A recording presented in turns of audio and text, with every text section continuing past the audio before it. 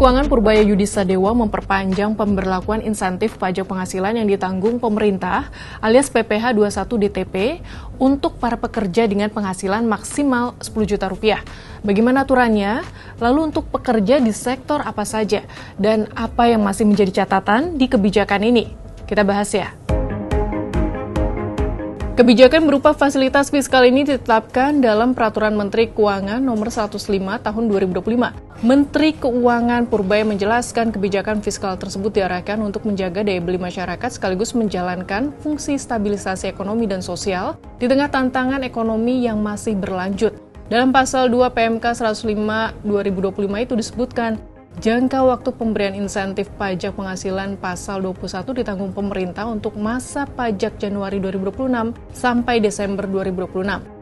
Insentif PPh 21 menyasar pekerja di 5 sektor usaha. Sektor tersebut meliputi industri alas kaki, tekstil, dan pakaian jadi, furnitur, industri kulit beserta produk turunannya, serta sektor pariwisata. Fasilitas ini berlaku bagi pegawai tetap maupun pegawai tidak tetap dengan kriteria tertentu, yaitu pegawai tetap berhak menerima pembebasan PPh 21 dengan syarat memiliki nomor pokok wajib pajak atau nomor induk kependudukan yang terhubung dengan sistem Direktorat Jenderal Pajak.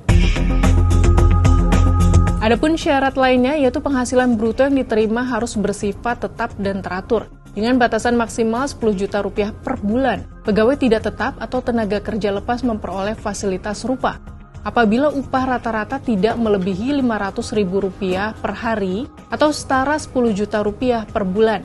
Pemerintah menegaskan fasilitas tersebut tidak berlaku bagi pekerja yang sudah menerima skema PPh 21 ditanggung pemerintah lainnya.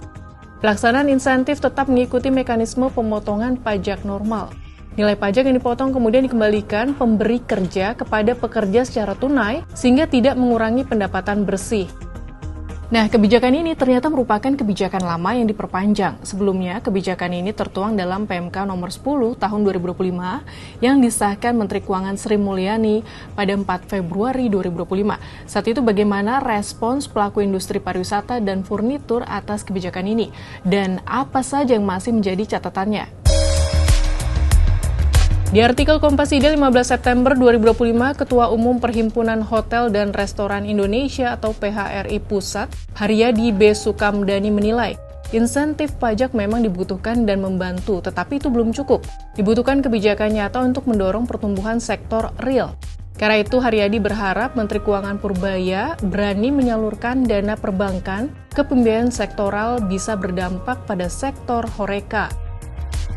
Ketua Umum Himpunan Industri Mebel dan Kerajinan Indonesia, Abdul Sobur menilai, kebijakan ini penting sebagai napas tambahan di tengah tekanan permintaan global dan domestik.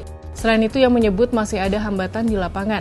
Tingkat adopsi di kalangan usaha kecil menengah relatif rendah akibat kendala administrasi, validasi data pekerja, hingga pelaporan SPT masa PPh 21. Ekonom Lembaga Penyelidikan Ekonomi dan Masyarakat Fakultas Ekonomi dan Bisnis Universitas Indonesia Teuku Rifki menilai, kebijakan fiskal semacam ini ibarat memberi napas tambahan bagi pelaku usaha dalam jangka pendek. Namun keberlanjutan dan penguatan daya saing hanya bisa tercapai apabila ada pembenahan mendasar, yaitu memastikan penegakan hukum dan implementasi kebijakan di lapangan berjalan konsisten.